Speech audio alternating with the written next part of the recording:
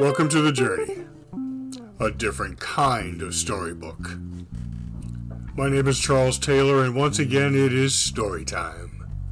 So please, make yourself comfortable and see if you see yourself or someone you know or love in the story. Today's story is Momma's tomato soup and my bowl of gumbo. I was lying on my sofa in prayer, reflecting on my childhood. Suddenly, Momma's tomato soup came to my mind. I remembered coming into the house after being outside with my sisters for hours, playing in the snow, making a snowman, building snow forts, ice skating, sledding, and my favorite, snowball fights. Our home had a huge yard, and Dad would come and get me, and we would take the garden hose out to a flat area in the yard, and we would soak that area in the evening and let the temperature at night do its thing. As you might imagine, as kids, my sisters and I could hardly wait to wake up the next morning, eat breakfast, put on our skates, and go ice skating on our own private rink.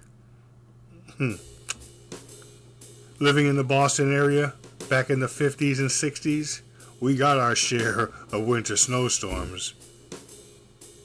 Being the only boy of the family, my dad would come and get me to help him shovel the sidewalks, the walkway, the driveway, and clean the snow off the car. I must admit, those weren't my favorite activities, but looking back, I'm glad he did. He was teaching me life lessons about what it meant to be a man. Can you hear that? I can almost hear Mom's voice calling, "Kids, come on in. It's time to eat." My sisters and I would stop what we were doing and dash to the back door, which opened to our kitchen. We could smell her homemade soup simmering on the stove. The closer we got, the better it smelled. Once we were in the house, Mom would tell us to take off our wet clothes and come on to the table. I can still see my sisters and me sitting at the kitchen table with our bowls of Mom's hot tomato soup, saltine crackers, and Mom's huge, loving smile. I'd give almost anything for another bowl of her tomato soup and to see her beautiful smile. It's funny to me how what we perceive to be little things at the time turn out to be such big things later in life. I'm also amazed at the human brain. I haven't thought about those memories in nearly 60 years. 60 years! Wow. I wish you could see the smile on my face. Man. Now being an older man, after being arrested on a drug possession charge and graduating from our local drug court program, I began writing short stories about my journey and the journey of others. In June 2010, after suffering and being delivered from a 27-year cocaine storm, I began my ministry, The Journey, a different kind of storybook to help suffering addicts and their loved ones. I became a group leader with my local drug court program and with my county detention center. I was also asked to bring my ministry to a neighboring detention center where I used my stories to connect with the participants. It was my way of connecting with them right where they were. I am a man of faith, and I am not ashamed to say so. My ministry was also my way of thanking God and paying forward what the Lord had done for me. I never tell anyone what to do or what to believe, but I do suggest some stuff because I've lived in several areas of the country. I've had a pretty full life. So I use my experiences and those of others to reach people as one of them. I tell them that I'm one of them, just further along down the road. I want to show them that there is hope. I want them to see the hope. In fact, one day after group, one of my participants told me that I was audio and video. One of the best compliments I've ever received. I want them to want at least some of what I've gained. As an agent of hope, it's my job to help them get there. And I believe I'm truly blessed. As my ministry grew, I found myself facing new and bigger challenges. I chose to view them as opportunities, and they were all brand new doors that I was facing.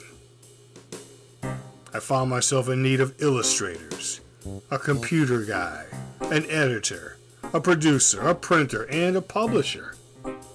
I had no expertise in any of these areas, so I knew I was going to have to ask for help. When each new opportunity was before me, I believe the Lord brought that person into my life. I quickly learned that asking for help is not weak. There's that faith again. I would be unable to ask for help if I harbored jealousy or envy in my heart regarding other people's gifts and talents. Now, I'm not perfect, but as long as I can remember, I've been able to admire and support talented people. I enjoyed watching them and learning from them. One day I was observing my own hand. I thought how each individual finger and thumb aren't very strong by themselves. However, when I bring them all together, now I have a strong hand. I also see that same scenario playing out in team sports. That being said, football is my favorite sport. You know, that shoulder-to-shoulder approach, us against them, the we're better together attitude. I see the same thing in my ministry.